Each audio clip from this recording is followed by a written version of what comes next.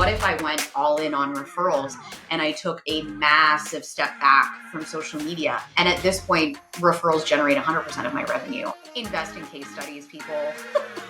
Case studies are it. They are it. We're asking them to invest in us. That's a big ask. My goal always is to be generous and be helpful first before I'm ever asking for anything from anyone. Please sign at the dotted line immediately. The nice part is you're not guessing.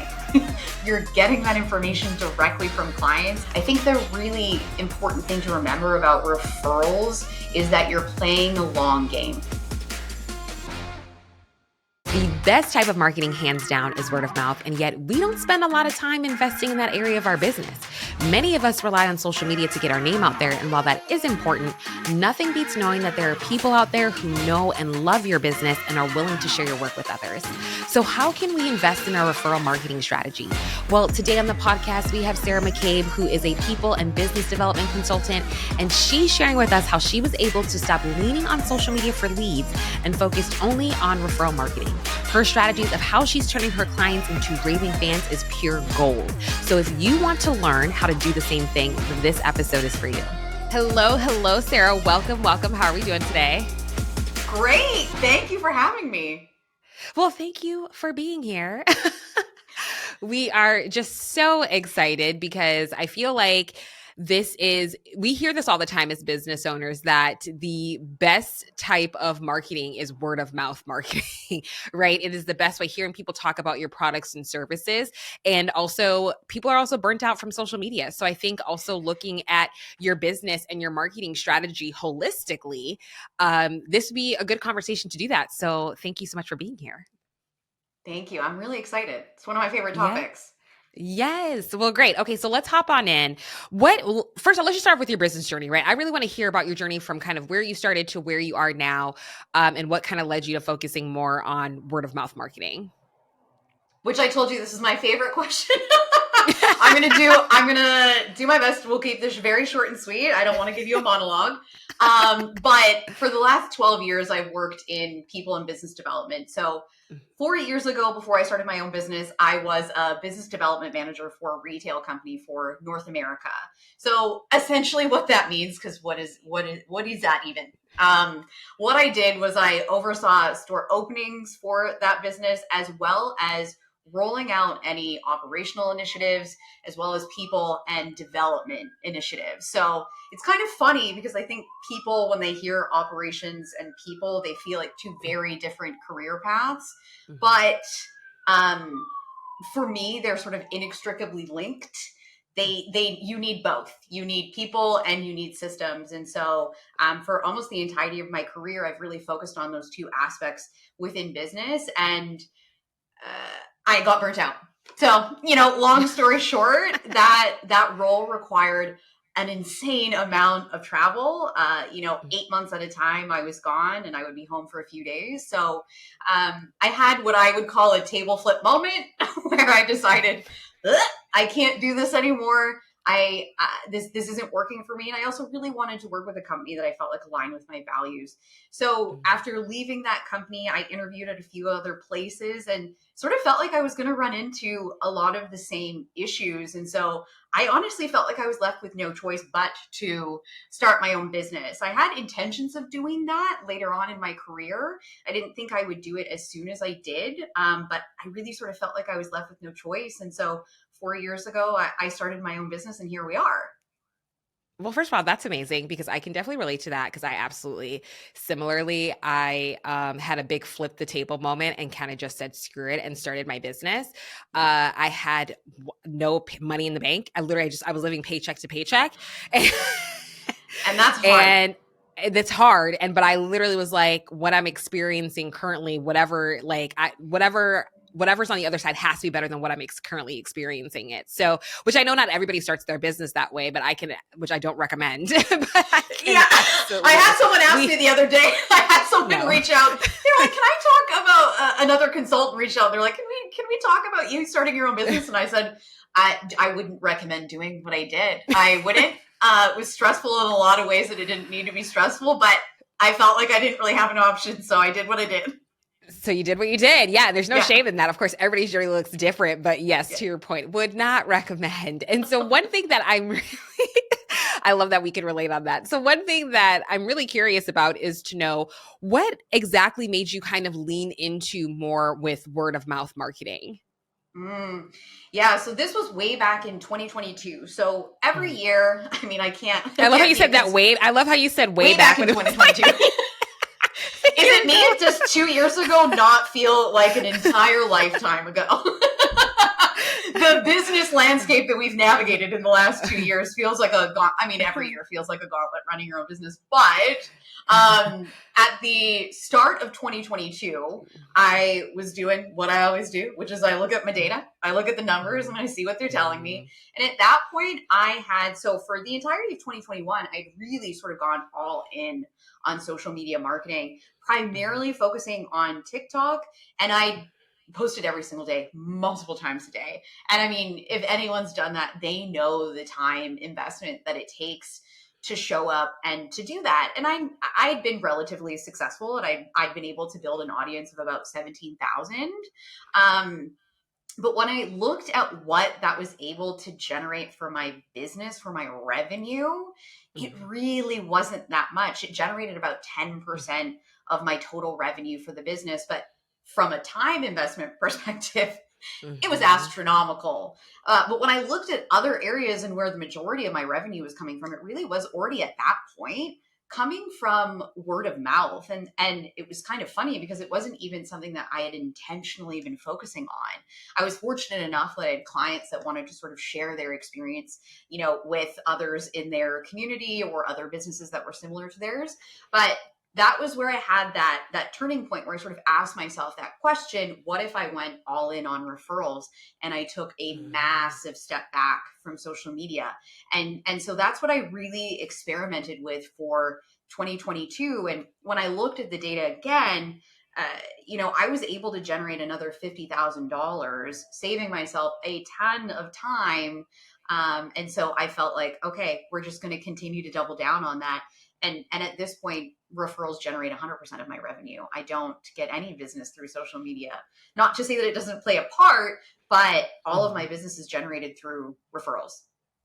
The referrals. Oh, that is fantastic and amazing because I think, again, it's looking at your whole marketing plan holistically. I think so many of us have tunnel vision in regards to Yeah. social media and feel like Hmm. that is the end all be all only way for us to make money in our business, where we can Hmm. neglect other areas that truly are bringing in the revenue, that are bringing in the money.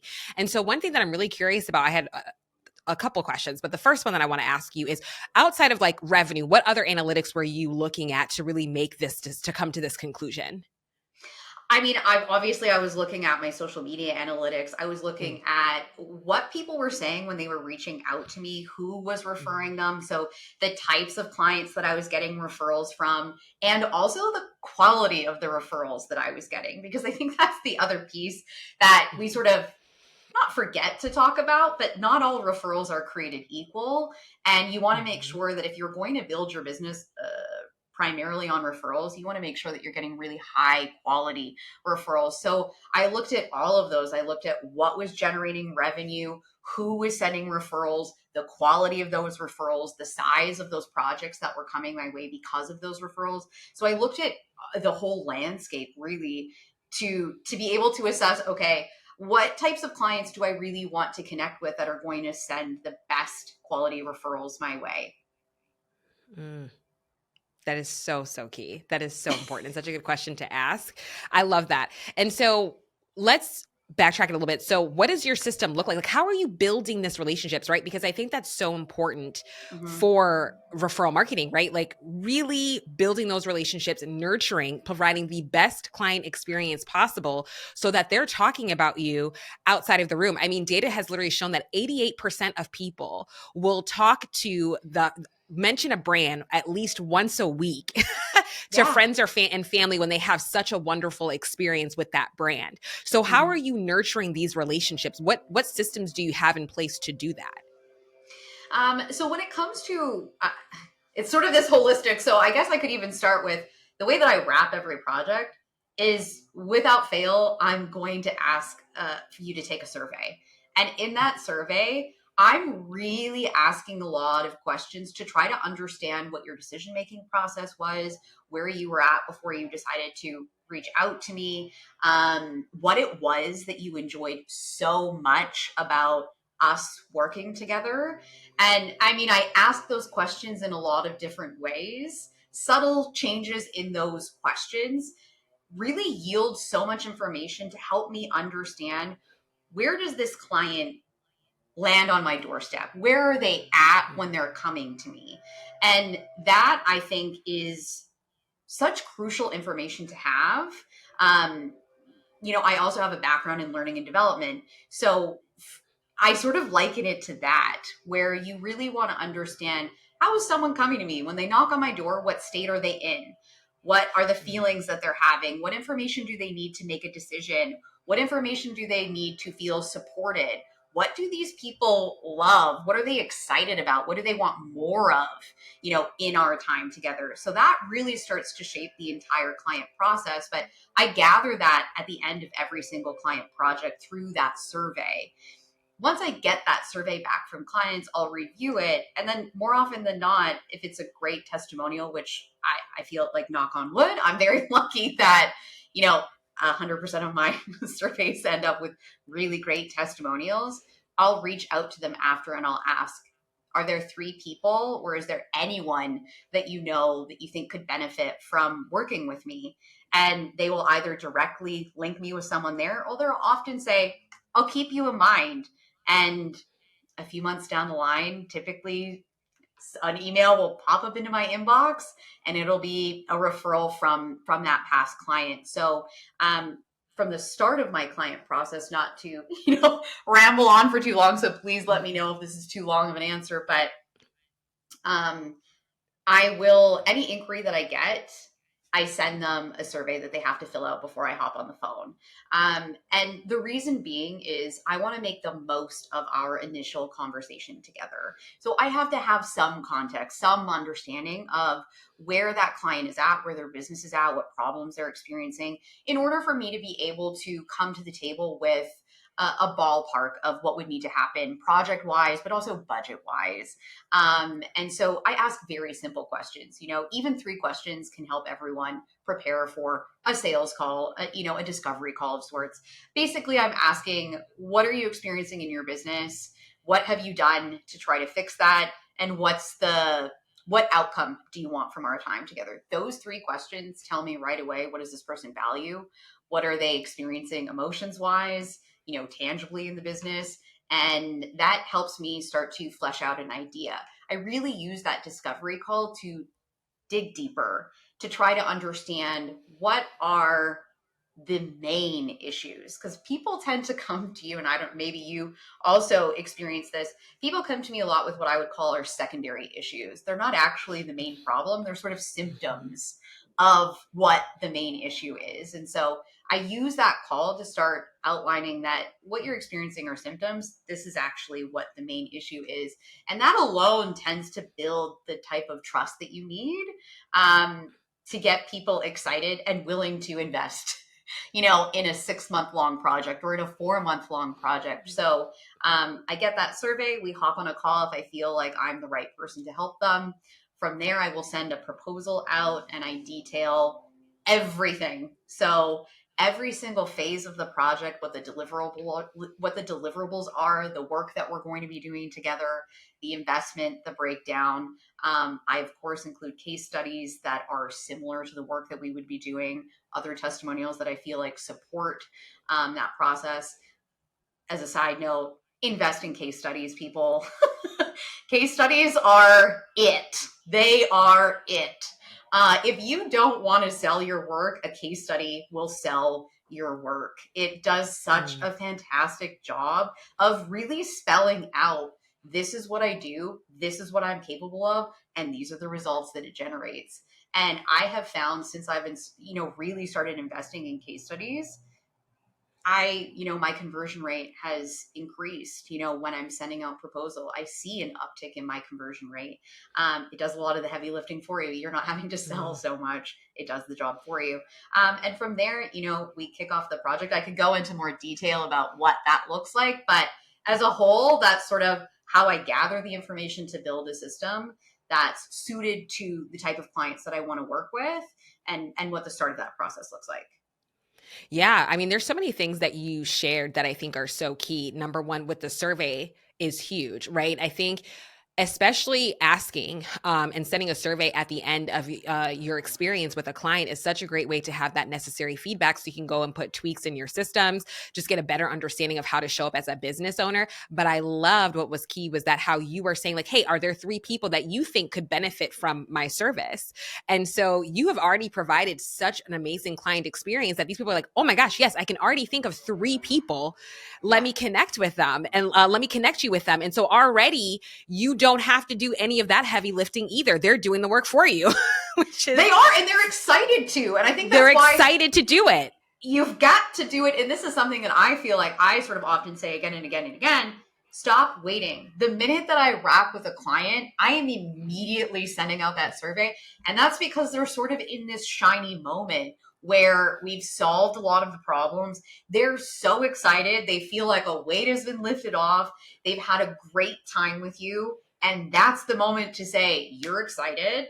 Who else can we get excited about that? And they, like you just said, right? They're very excited and willing to share those names with you. Absolutely, 1000%. And I love that too. Also, don't wait on it. Sometimes I've seen some entrepreneurs where they'll do, oh yeah, like maybe in like 48 hours or even a week, they'll send a survey. And it's like, no, it sounds like it's really critical to send it ASAP because again, you're kind of on this high where you're so excited and you feel good about everything that's happening. You've seen the progress that you've wanted to make working with this individual, like this individual working with you. And so it's like, boom, just hurry up and send it quickly as possible. And so I think that's awesome feedback. And so also to even with your discovery call though, I love that the 3 simple sales questions that you're asking, but it's very clear that you, based on that information of you're able to really tailor the whole experience based just off of that one call. And I think we sometimes slip up or don't as realize the weight of sales calls. And then the case studies, which I think is so crucial, that's leads to my next question. Number one, the fact that you're putting case studies into the proposal, I also think is brilliant because it really solidifies of like that the person is making the right decision, because we do sometimes forget like what we're asking them to invest in us.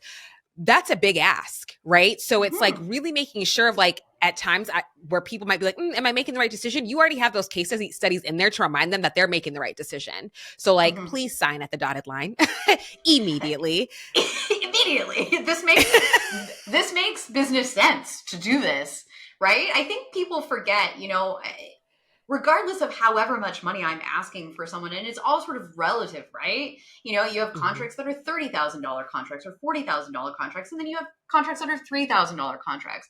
It's all relative.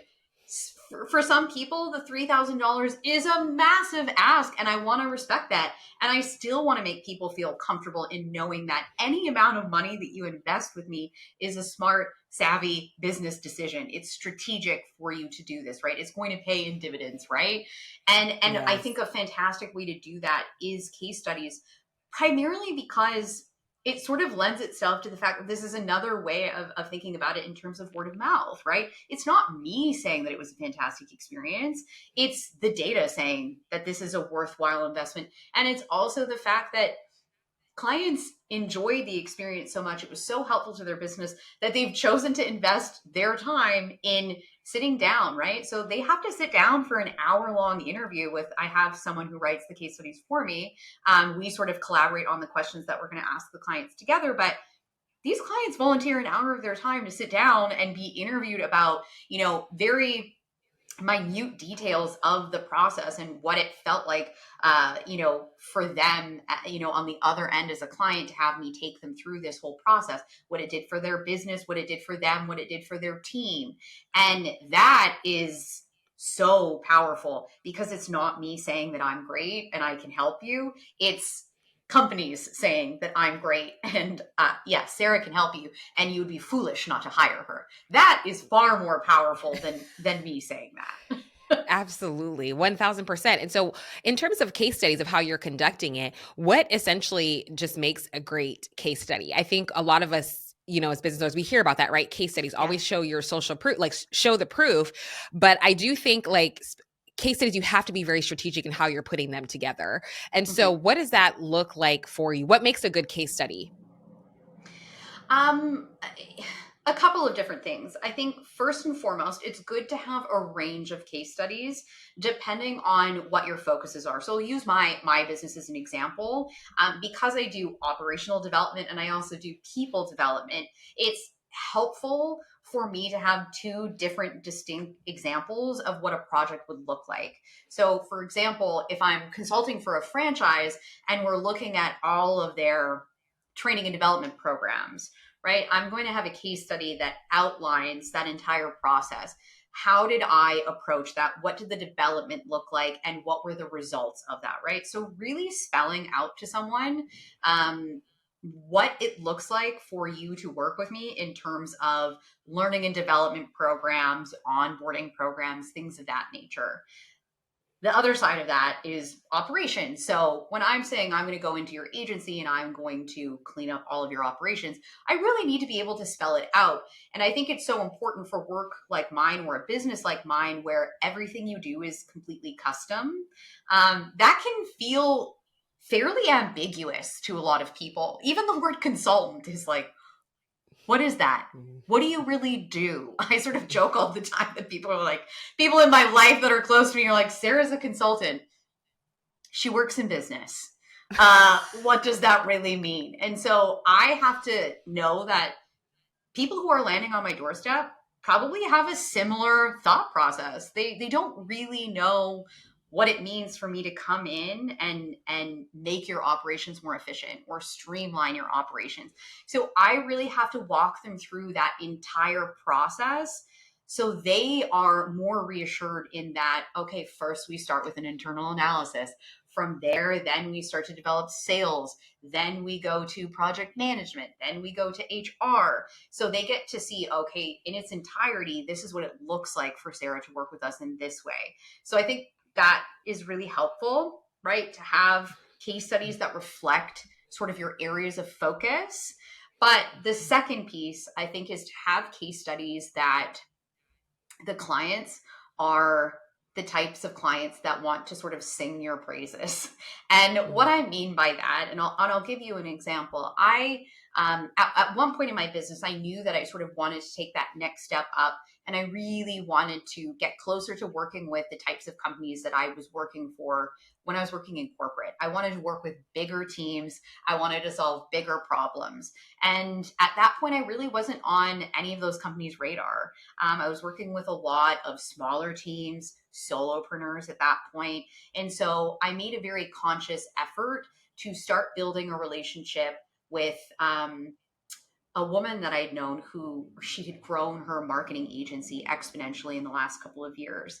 And I sort of felt if I could work with her agency, she is the type of person to get on social media and to very excitedly share what that process has been like, as she did throughout the entirety of us working together. Even before I was asking for a testimonial, after a meeting we would have, she would get on the phone and talk about how helpful even just that meeting was. And so I sort of banked on that. And that alone has helped me because she was very vocal about working with me. And that's connected me with a lot of other people that I wanted to be connected to, or at least sort of be in their frame of reference in that world of, oh, Sarah's the consultant to go to once my business reaches this stage. So I think finding clients that are in the communities that you want referrals from, clients that are happy to be very vocal about what that process was like and are generous with their words. So I think those are the two things that you would want to focus on when you're starting to choose who to use for a case study and what type of content to cover in your case studies. I love that. I think it was very, very strategic. A lot of really great tangible tips that we can take with that. I think it's so important. Number one, seeing somebody who is very, very vocal in a community. So again, what kind of communities are you willing to invest in, right? Like how are you willing to network and just connect with people? I think that's such a key part in referral marketing, is the type of communities that you want to invest in, and really find communities that truly align with your values. And it seems like you are a very, as a business owner, your values are something that are very important to you and you keep at the forefront in your business, which I think has also contributed to your success, which is amazing. And again, I think it just goes to show again of really take the time to figure out what communities you want to invest in, really take the time in so that you can get a better understanding of like your target audience of the people who that you know would sing your praises, and also to creating a case study that can just really get people excited to want to work with you, where again, it's doing the heavy lifting for you. So I have, you've just shared so many great tips, which is wonderful. And so another question that I have for you is, so for business owners where we are now, okay, somebody's like, I really want to start now investing more into referral marketing and getting people excited and talking about my business. What should they be looking at? What are some key things that we can do? That's another big question. But I think the first thing is to, even if you can, do a retrospective of the last, I mean, I would love a year because the more data, the better. But even the last 6 months of all of the clients that you've, worked with in your business in the last 6 months, and really highlighting the clients that you enjoyed working with, get really clear on why it is you enjoyed working with them. So one, values for me, that as you said, that's a huge piece. I really want to make sure that it's people that I enjoyed the process. So one, values. Two, were they the types of projects that you ultimately want more of, right? So what is the work that you want more of? Budget wise, the actual work that it is that you're doing. Once you find those clients, and if they also, were generous with their words and saying they loved it or it was incredibly helpful for their business, reach back out to them and just ask, how is everything going? So I do something very similar to this. 6 months after I wrap with a client, I'm writing back, and I'm not asking anything other than, hey, how have things been going in the last 6 months? It's an opportunity for me to see if they need, a quick question answered, if there's something else I can offer them, a resource or something like that. So my first goal is to be helpful always, because I think we forget about that when we're talking about referrals. We tend to just want referrals. My goal always is to be generous and be helpful first before I'm ever asking for anything from anyone. So 6 months, go back, ask, how is everything going? How has it been going since we worked together? What are any updates? If you can be of service and share any resources or, guide them in some direction that's going to help them with a small problem they're helping or having, that's fantastic. If they're still singing your praises and talking about how much they really enjoyed working with you, they're still feeling the effects of whatever services it was that you provided to them, at that point, then I would ask, is there 2 people that you could send my way, or is there 2 people that you could think of that I could just be introduced to? Even if you're not going to get money from that right away, I think the really important thing to remember about referrals is that you're playing a long game. It is a long game. I know I was able to generate, another $50,000 in my business in a year, but unintentionally through relationship building, I was sort of planting a lot of those seeds far before, the start of 2022. And so I think it's really important for people to remember that this is a long game. But practically speaking, I think go back in the last 6 months, look at clients that were aligned budget-wise, project-wise, more work that you want to attract, the type of clients. Again, they're going to likely have people in their community that are similar to them. And values-wise, reach back out, ask if you can be of service. And then if they're equally still excited, ask for some names and start making those connections. I think the other thing that you always have to be very cognizant of is you have to make a very clear ask. And that's it. I know that is sometimes the most uncomfortable piece of all of this for everyone, is to make a very clear ask. But nobody I've ever asked has felt awkward about that. They're excited. They're like, yes, actually, I know someone. Or, you know what? No, I don't know anyone right now, but I'll keep you in mind. And that's business. And that's just part of building relationships. So making a very clear ask. I love that. Yes. I think, again, being direct, being clear with what it is that you want. And nobody, nobody ever takes offense to it. Like, it is more than okay to just make the ask. And if Yes. anything, right, just make the ask. And so I think that's so important because we can feel so awkward and just uncomfortable and feel like, like we're a bother. And it's like, no, you are a business owner. So at the end of the day, each decision that you make in your business needs to like be in aligned with that, right? Whatever your goals are. So don't be afraid to just do whatever it is that you have to do to accomplish your goals. So just be direct and make the ask, because what's the worst? They can say no and you just move on. Like, that's a-okay. So I love that. And so many key things, other things that you shared as well. And again, going back and looking at your past clients that you've worked with and really highlight the ones that like just remembering what it felt like to work with them, of how much joy it was working with them in that project. And like, how can I attract more people like that? I think is so, so important. And again, it just makes it more fun in a way, right? When you're thinking about that and also to the potential clients that you can attract, I feel like that just gets me excited. It gets me excited where I'm like, all right, let's get my creative juices flowing about like, how can I attract more people like that? Because I had such a blast working with them. And I think it just puts so much joy back into your business, which I love that. It does, I think, but it also provides so much insight and clarity. And I think Yes. that as business owners is something that we crave constantly. I think, we take a step back, running your own business and sort of like paving your own path is something that is scary. And it's scary because we don't necessarily always know what the outcome is going to be. And so clarity is something that I find so many business owners rightfully crave all of the time. I include myself in that. But when we reach back out to people, when we, share surveys with them to capture more of that information, it gives us so much insight into clients, what they want more of, what they love about working with you, how they describe working with you. And all of that can shape your entire client workflow. It can shape the content that you do inevitably share on social media. It shapes your proposals. It shapes the way that you even explain what it is that you do, right? So it really sort of touches every aspect. And the nice part is you're not guessing. You're getting that information directly from clients, and you can see the ways that it works, through increasing in conversion, an increase in referrals. So it just gives you so much clarity, and it's not a guessing process of just pushing out content on social media and sort of hoping for somebody to bite. It's just so much more strategic.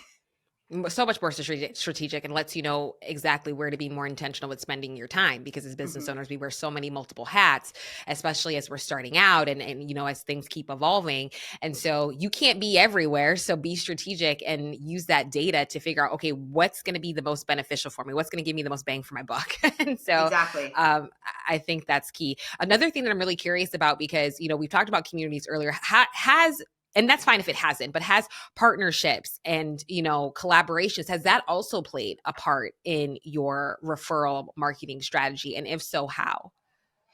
As far as partnerships go, it hasn't. At this point, I'm starting to do a couple different collaborations that are probably going to happen next year. It really wasn't a focus for me for all of last year, just from a capacity perspective. But it Mhm. also felt like some of the inquiries. Again, I'm very mindful of aligning myself with people that are a part of communities or are working with businesses that I ultimately want to continue to work with, or other types of companies that I want to work with. So until collaborations or partnerships come through that I feel like really sort of meet that criteria, I'm pretty clear on saying no. But at this point, I have a couple that are, again, with companies that are more aligned with communities that I want to be a part of. And so we're going to do some workshops together. For my business, just being a consulting business, online workshops and things like that aren't necessarily the type of collaborations that I do. Mine are more so partnering with another consultant and going into companies and sort of privately delivering those workshops. But again, that's just really lovely in that it gets my foot in the door, or it sort of lends some credibility again, right? If it's someone else that's working in a particular industry that I really want to get into, to sort of collaborate with people in that way can be very strategic and incredibly helpful in just continuing to meet people, get your foot in the door. It hasn't been, like I said, it hasn't really been a huge focus of mine. It certainly can be for, other businesses. But for me, it's just starting to be. And that's also because I miss collaborating with people. Being the only person doing everything in my business gets lonely after a while. So it's something that I put a lot of focus on in the last couple of months of building relationships. And I actually was the one who sort of pitched it to some other consultants, right? Like they didn't approach me. They just said, I like talking to you. But I said, what if we did this? And that again is for a very specific reason, but also because then I get to collaborate with somebody. Yeah, I mean, that's exciting though, right? Like that's a new fun venture that you're exploring, but then also too, it's like being, of course, the beauty of community over competition, like the fact that you hit up other people in the same industry as you and you guys are both collaborating together just makes you so much more powerful. And again, building that credibility, because to your point with what you said, like referral marketing, it's all about sustainability. The results are not going to come right away of what you're looking for. So again, really just getting your foot in the door. I think that's such an important thing as business owners. Instead of thinking like, oh my gosh, I want to make this much, which I think is great to have those goals, of course, but breaking it down into smaller goals of how you're going to get there and being realistic about how you're going to get there. Because again, it's like, how are you going to get your foot in the door, right? Like, I think that's a great starting point. Okay, then once your foot is in the door, like what's the next step? How are you going to build that credibility? How are you going to build that like, know, and trust factor, right? Before you finally get to like selling. I think again, it's just so many key steps that we need to take into account with referral marketing and just in collaborations in general, being very strategic with your collaborations of really looking at like, what's the ROI here with us coming together, but also to how can we have fun when doing it? So I absolutely love that. It is.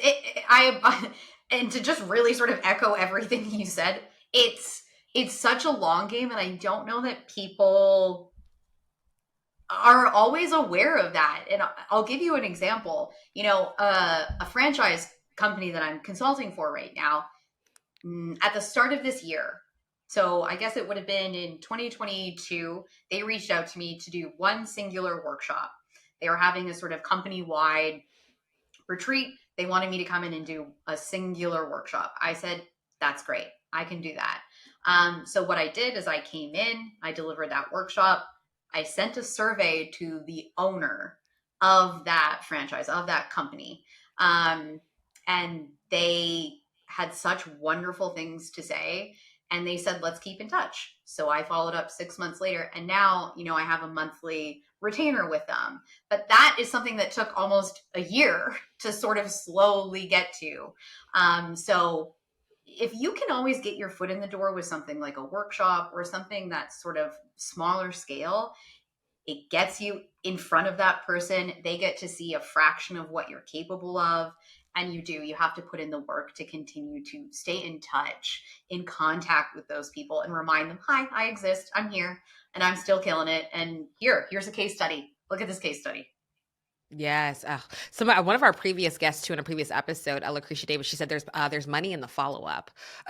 And like you are like, yes, 1,000 times yes. More often than not, I don't have any data to give you an exact number, but more often than not, when I follow up with clients 6 months down the line, they're saying, hey, we have this one thing. Can we just do this one thing with you? And, maybe it's going to take us a month to fix that. But almost every time they're signing on to do a little bit more work.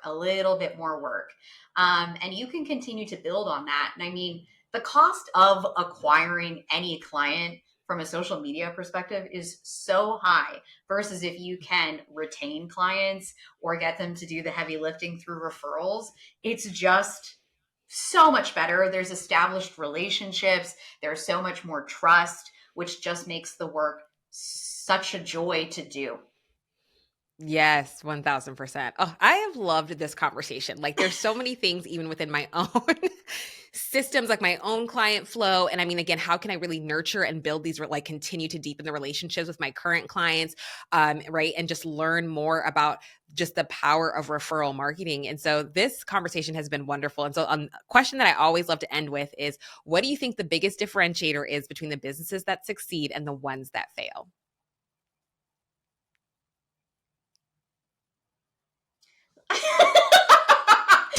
I'm like, oh God, I could take that in so many different directions.